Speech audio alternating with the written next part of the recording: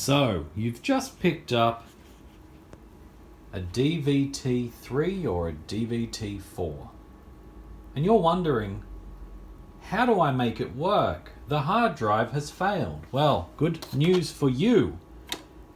If you have this disk, or a similar one to it, your worries are nearly gone. So, your first step, of course, is to replace the hard drive.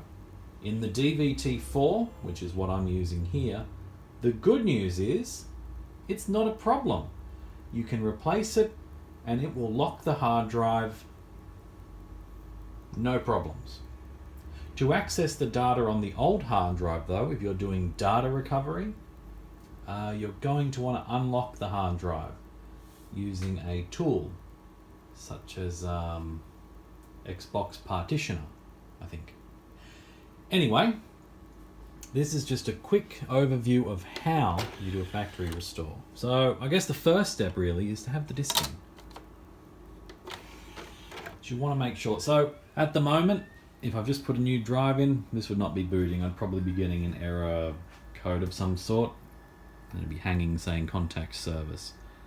So as you can see there, my CD drive has detected the recovery disk, which is pretty impressive given it's a Thomson drive. So we power off. Now I'm connected into Ethernet here, which runs back to the old modem. Not needed yet, but if you want to go further than just this particular version, you're going to want to have internet connectivity. Do. There we go, Xbox. Magnificent. Now if we're lucky, it'll pick up. Look at that, beautiful. So, any gamepad button.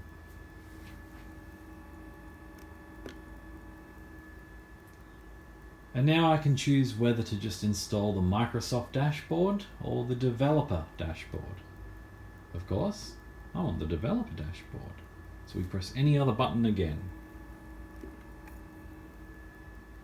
It then prepares the hard disk and asks what version of the dashboard to install. So, you know, I'm pretty cutting edge, so I'm going to go with 5691. And it will then proceed to copy the files to the hard disk. Now in this, I have replaced the hard drive with a 120 gig SSD, just a Western Digital Green, which is in a 3.5 inch caddy, which then connects to a SATA to IDE adapter, or SATA to PATA. And for the most part, that seems to work okay so far. I've got the CD drive, the optical drive, or the DVD drive, connected into regular 40-pin parallel ATA, which goes to the daughter board up here, inside the unit. I then have a Super Mega IDC80 or whatever it is, running from that board to the main board, from the main board to the daughter board, and then that goes onto the hard drive as well. That was using a 24-inch cable, I think it was. So it doesn't seem to have thrown up any errors so far, which is very promising. I was expecting something to go wrong, but we'll wait till we get to flashing the BIOS. Maybe it'll go wrong there. And wouldn't that be spectacular? It would be terrible. Hope that doesn't happen. So it looks like the old Thompson's going to survive. I know it doesn't read CDs. Oh, here we go, the kernel ROM. Alright, 5455. Looks good to me. So let me press A. Whoa! It was already installed. Okay, so if that's already installed, it won't flash it. If you install an older version, it will. That threw me the first time I did. I was like, wow, that was just rebooted. It was an error. No, that wasn't the case. So as you can see down the bottom there, we've got 5849. Let's put that disk aside for now. Then we just go through some of the basics. English, yep. I'm pretty happy with English. You can give it a name.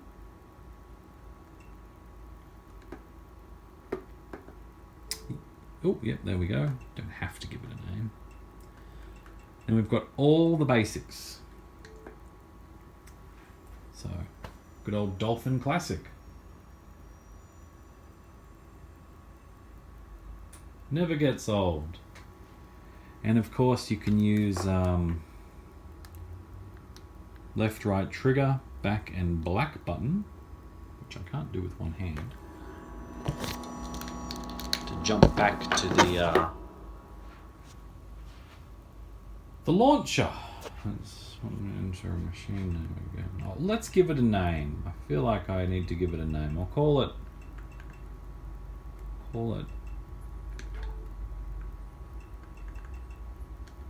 Dave.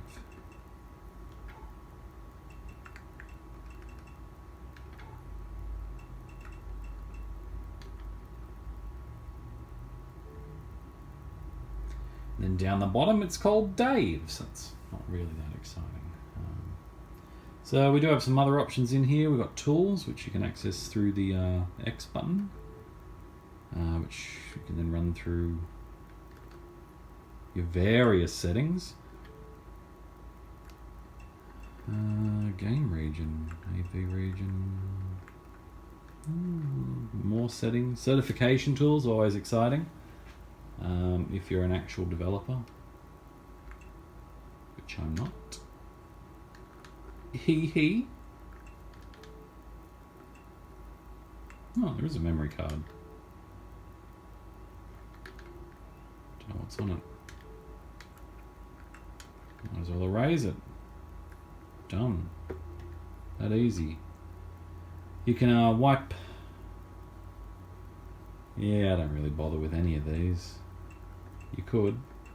This is one thing developers don't always do when their company goes out of business usually.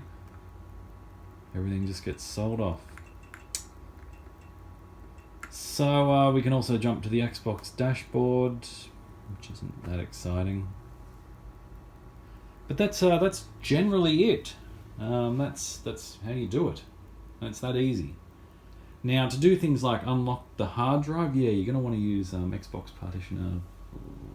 I don't think you need the latest and greatest, which at the moment I think is 1.3, because the firmware that we have on this, or BIOS if you will, doesn't support drives above 120 gigabyte. Now that could be messed with if you were to use a mod chip.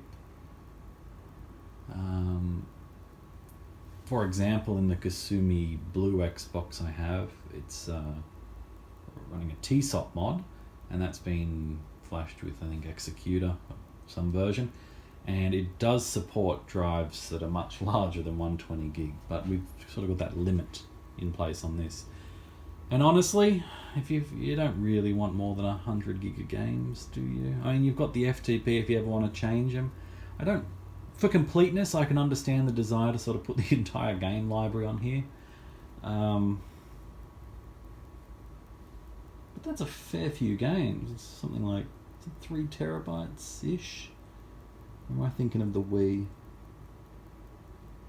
Either way, there's a lot of games out there, and a lot of them are rubbish.